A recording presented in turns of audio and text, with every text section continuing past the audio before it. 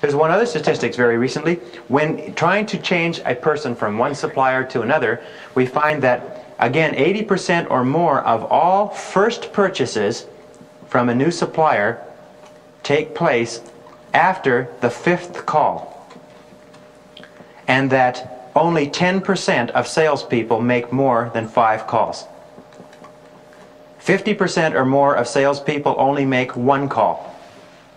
So when you're selling to a company and you want to become established as their supplier, remember that it usually takes 5 visits.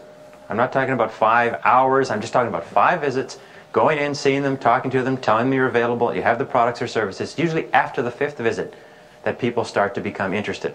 Now the reason why we're talking about this is simply this, is that there is a direct inverse relationship between the fear of rejection and high self-esteem.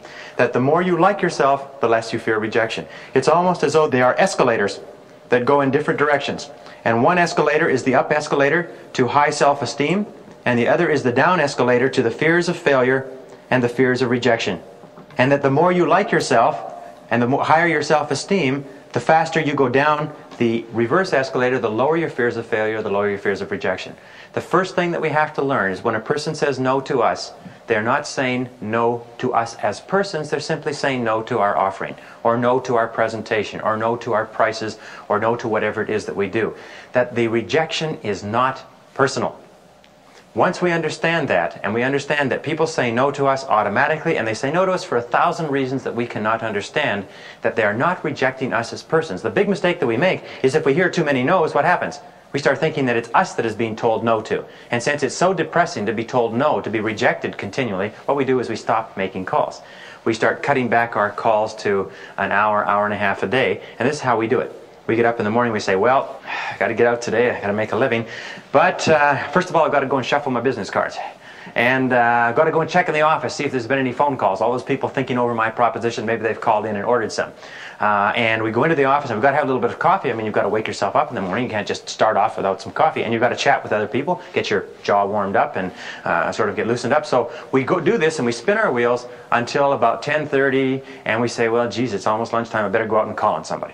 So we rush out and we call on somebody. The call's over between 11 and 11:30 and we say, well, we can't call on anybody now because everybody's going for lunch, right?